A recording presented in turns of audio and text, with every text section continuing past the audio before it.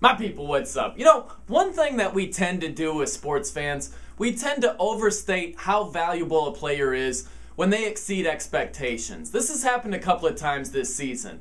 If you look at Cam Newton and Tim Tebow, for all their differences and how we say Cam Newton's a better passer, Tim Tebow's game is different in this regard, they're very similar in one aspect. We've overstated their value because they've exceeded expectations. If you are truthful about it, what were the realistic expectations for Cam Newton and also Tim Tebow this year?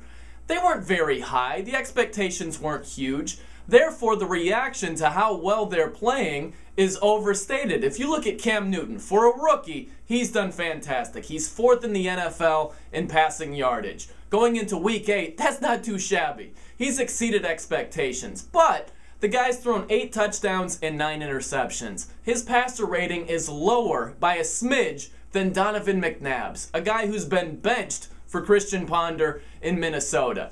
That's very telling. Now, there are reasons why the expectations for McNabb and Cam Newton are different, but it's to just illustrate the point. The expectations were never that huge for Cam Newton, and it shows because the reaction has been so over the top. We've got Cam Newton like he's going into Canton next year. He's had a great rookie season, all things considered, but the props have been over the top because the expectations haven't been that high.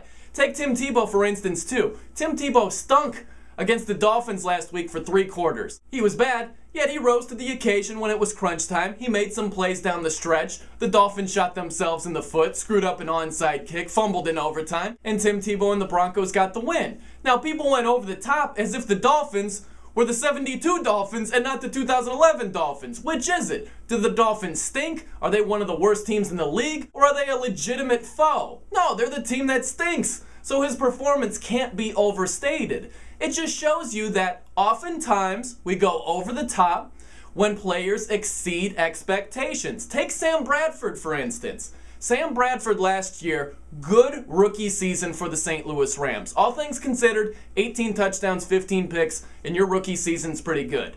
We went over the top, oh, this guy's unbelievable, he's great, he had an unbelievable season. What's he doing this year? He's not doing anything. So it's just to show you, look, when you exceed expectations, all it means is that you exceeded expectations. It doesn't mean you're going to be great. It doesn't mean that you're going to stink. All it means is that you exceeded expectations. Nothing more, nothing less. And oftentimes, we distort and blow out of proportion how good the player is long-term when he's enjoying some success short-term. I'm Brian now, and that's a no-brainer.